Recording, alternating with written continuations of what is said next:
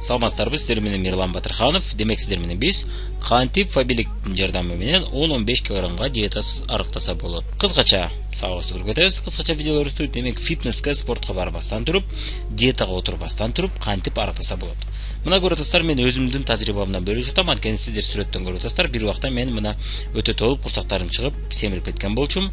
Ошол мезгилде мен атайын көп жылдан бери ушул темада иштеп, ушул диетология темасында иштеп, жана көптөгөн адамдарга арыктаганга жардам берип, өзүм да арыктаганга жардам берип, отурган адамдан үйрөнүп, ошол адамдын сабактарына катышып отуруп, мен өз тамактанууда адаттарымды өзгөртүп отуруп, мен дагы мына көрүп атасыздар, мына сүрөттөгүдөй жакшы натыйжага чыгып, арыктап алдым. Жакшы, мен кызыккан кайра фигурамды кайтарып алдым. Демек, бир убакта мен 86 килограмм болгом, курсактарым чыгып кеткен. Мына оң жакта көрүңүз. Мына голубой футболкачан турам, көрдүңүз, мына дааны көрүнүп турат. Көк футболкачан турам, мына дааны көрүнүп турат, курсагым чыгып турат. Ошого карабастан мына 2,5 ай ичи акырындык менен тамактануу боюнча адаттарымды өзгөртүп отуруп, мына мен арыктап кеттим. Кимдир бир айтышы мүмкүн 10-15 килограммга бир айда арыктаса болот деп. Чынында бул бир айда эмес, бул 2-3-4 айда болот. Бул жалган нерсе. Эгерде ошентип арыктадым десе, чынында мына бир айда 4-5-6 килограмм таштоо бул нормалдуу нерсе экен. Ал эми эгерде сиз 10 килограммды бир айда же 15 килограмм бир айда таштасаңыз, анда сиздин организмиңиз шокко учурап, сиздин организмиңиз өтө чоң зыян алып келет жана көптөгөн булчуңдарыңызды жоготуп алышыңыз мүмкүн. Биз андай жолго үйрөтпөйбүз. Биз негизинен ден соолукка зыян эмес, стресске кабыл болбостон, өзүңүздү катуу кыйнабастан арыктоо жолдорун үйрөтөт экенбиз бул сабакта. Демек, биз арыкташтан мурун биринчи семирүүнүн себебин сүйлөшүп кетели. Ошондо биз түшүнүп калат экенбиз. Биздин душманыбыз бул ким жана ал каяктан пайда болду, ошонун баарын түшүнүп калат экенбиз. Демек, семирүүнүн себептери бул мына кыймыл аз. Биринчиси кыймыл аз, мына кыймыл аз. Жаш кезибизде биз көп кыймылдайбыз, жаш өткөн сайын биз азыраак кыймылдай баштайбыз. Анткени биз жумушубузга жараша биз аз кыймылдап калат экенбиз да. Кыймылдарыбыздын көпчүлүгү биздики мына оңго басуу, солго басуу, жүз басуу, артка басуу деген гана кыймыл болуп калат экен. Ал эми жүгүрүп эки жакка секирүү деген нерсе жок болуп калат. Андыктан кыймыл аз, мына ошол биз жеген тамактарыбыздын энергиясын, күч кубаты эч жака иштете албайт экенбиз. Андыктан алар бизде запас боло баштайт экен. Жаш өткөн сайын калория күйгүзүү начарлайт. Организм өзү дагы кыймыл аз болгондуктан калория күйгүзүүдү азайтат. Анткени мына жаш кезибизде мисалы үчүн айталы 15-20 10 жашардагыны эстесеңиз, сиз көп кыйкырып, көп чуркап, көп секирип ойночуңуз. Азыр болсо андай ойнобойсуз. Жана сиздин кан айланууңуз мурункудай эмес, каныңыз акырындык менен акырын айлана баштайт. Жаш өткөн сайын байкасаңыздар, жаш өткөн адамдар тез-тез üşүп, тез-тез муздап турат. Анткени алардын кан айлануу системасы начарлап, акырын айланып калган. Бизде дагы мына ошентип кан айлануу начар болуп, мына барган сайын бизде калория күйгүзүү, демек организмдин тынбай күйгүзүп туруу процесси начарлайт экен. Жана жаш өткөн сайын өзүңүздөр билесиздер, организм өспөй калат, андыктан азык саатты көп талап кылбайт. Бирок ага карабастан биз тамагыбыз өзгөрбөй, ошо мурункойдон кала берет экен да, анан алар бизде мына май запастары пайда болуп экен. Калория көп берүүчү тамактануу.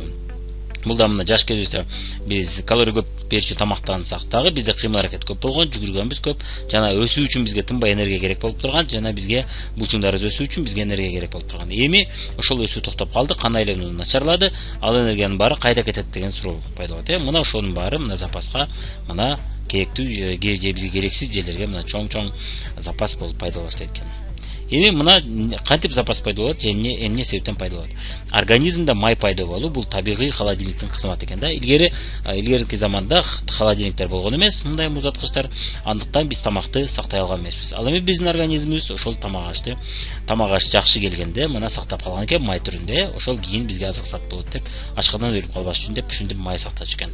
Жана сууктан сактачу экен. Азыр бизде андай проблема жок. Бизде муздаткыч бар, жана сууктан сактоо үчүн бизде автоунаалар бар, кийимдер, куртка жана башкалар бар экен. Мына илгери ушинтип сактанган. Анан бизде мына атайын көптөгөн идиштер бар, биз сууду сактай алабыз. Илгери сууду сактай албаган, мына биздин организмибиз сууду да ушинтип май түрүндө сактачу экен. Эми калория бул энергия. Калория мына жантан бери калория аз берчү же калория көп берчү деп атабыз. Калория күйгүзүү начарлайт деп атабыз. Калория бул эмне? Калория бул энергия. Мына от жакканда калория мына күйөт, мына энергия күйөт. Ошол энергияны өлчөөчү бирдик бул калория экен. Джоуль деген бар, ар кандай бирликтер бар. Негизинен адамдын организминдеги энергияны өлчөөчү бирдик бул калория экен. Мына физиканын закону бар, закон сохранения энергии. башкача айтканда жоктон бар болбойт, бардан жок болбойт, башка формага өтөт экен. Эч убакта жок жерден бир нерсе пайда болбойт экен, жана бар жерден жок болуп кетпейт экен. Ал болгону башка формага өтүшү мүмкүн экен. Эми биз физиканы эмнеге айтып калдык? Анткени биз энергия жөнүндө сөз кылдык. Демек сиздин организмиңиз энергияны алса, ал эч убакта аны жок кылып бербейт экен. Аны запас катары кармай баштайт экен, жегүүзү берет экен, жөндөн жөн жок болуп кетпейт экен. Жана сиздин денеңизде ар кандай май запастар бар болсо, холодильникке окшоп мына сактап койгон, ошол запас бар болсо, ал жөндөн жөн пайда болбойт экен, эч жактан өзүнөн өзү пайда болбойт экен. Ал болгону демек организмге көп калорий келгендиктен гана ошол жерде запас болуп турат экен. Мына жоктон бар болбойт, бардан жок болбойт экен, башка формага өтөт экен. Мына мисалы үчүн суудун айлануу системасын көрөлү. Мына суу, дарыяда көп суу бар. Ошол суу күн ысыганда буу болот. Буу болуп булутка айланат. Бул көп жерлерде айланып жүрүп анан сууга кабыл болгондо же өтө сууга кабыл болгондо же жаан, же кар болот экен. Анан жер астына түшүп алып, жерде эрип, жердин топурактын түбүнө кирип кетип алып, жер астына түшүп, мына атайын жер астындагы дарыяларга, булакка кошулат экен. Анан булак болуп кайра чыгат экен тоодолордун баштарына. Алар өтө көп суу болуп чыгып отуруп, көп жерден топтолуп отуруп, анан дарыяга айланат экен. Кайра ошол суулар кайра буланып, кайра жамгыр жаап жана башка болуп айлампа болуп жүрөт экен. Демек, закон сохранения энергии дегенибиз мына дал ушул экен. Суу жок болуп кетпейт экен, ал болгону бир формадан экинчи формага өтөт.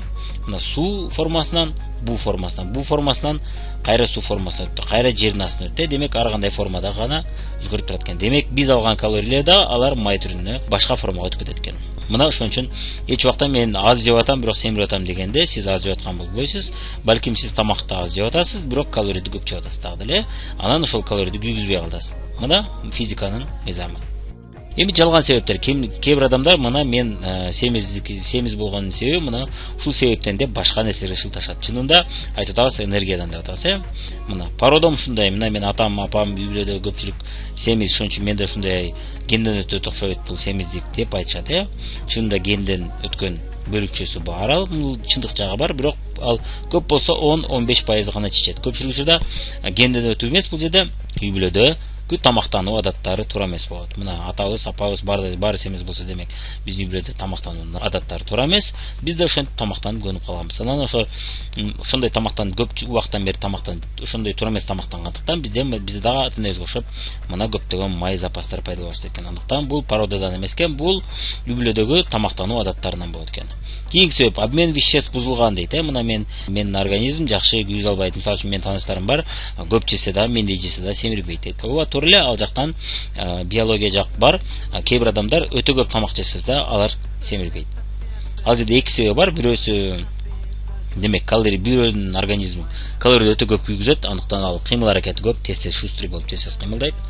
Тол адамга караганда тол адам акырын кыймылдайт. Жана ошондой эле акырын кыймылдап, бирок көп жегендер бар. Алардыкы негизинен мен көп жейм деп ойлойт, чынында же көп жейт деп ойлойсуз. Чынында ал көп жеген менен аз калорий жейт, сизге салыштырмалуу. Андыктан ал семирбейт экен. Энергия иштетүү басаңдады. Мына анын ордуна болгону кыймыл азайды, энергия иштетүү басаңдады, бирок тамактануу мурункудай эле көп болуп турат, же көбөйүп кеткен болот.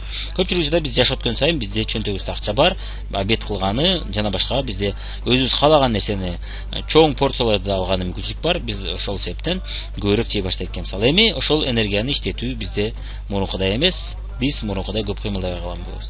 Ал эми жаш кезибизде, студент кезибизде бизде эмне болот? Бизде бир лепешка менен жанагы ырда айтмакчы грамотный дюшеска гана акчабыз болот. Башка эч нерсеге жетпейт акчабыз. Андыктан биз мына ошондуктан биз каалаган тамагыбызды жей албайт экенбиз дагы, эптеп курсагыбыз тозуп жүрөт экенбиз. Ошондуктан биз ал убакта семирбейт экенбиз. Жана бизде жаш кезибизде кыймыл аракет көп болот кийинки убактарга караганда. Андыктан биз мурун семирбей жүргөн болот экенбиз. Эми обмен веществ бузулду деп башка нерсе жасап, бирок семирип аткан болот экенбиз. Мен аз жейм, бирок семире берем дейт экен. Мына аз жейм дегенде күнүнө 2 мал жегендер бар, бирок семире бергендер бар. Бул аз жегендиктен же көп жегендиктен эмес экен, бул адам чынында аз калорий жейт экен. Аз жеш керек эмес экен, аз калорий жеш керек экен. Жана ал 2 гана мал же 1 гана мал тамак жегендиктен ал курсагы ачып болуп каттага көп жеп алат. Андыктан ал ошол 3 малда ала турган калорийди, энергияны ал бири отуруп алып коет. Бирок ошол себептен аз жеш керек эмес экен, көп жеш керек экен. Мүмкүн болсо тез жеш керек экен, бирок калорий да аз жеш керек экен. Натыйжасында кошуп келгенде эмесе семирип алат экен адам. Аз жегенде организм тамак жетишпей атат деген сигнал алат экен дагы, анан май запастарды сактоо сигналын алып, ошол кызматты аткара баштайт организм. Андыктан аз жеш керек эмес экен, калорий аз тамак жеш керек экен. Бирок мүмкүн болсо тез часто жеп туруш керек экен. Запас сактоо анан көбөйө баштайт экен. Демек тамак аш убагында келбей калды, биз запас сактап алсак өлүп калабыз ачкычылыктан деп запас сактай баштайт экен.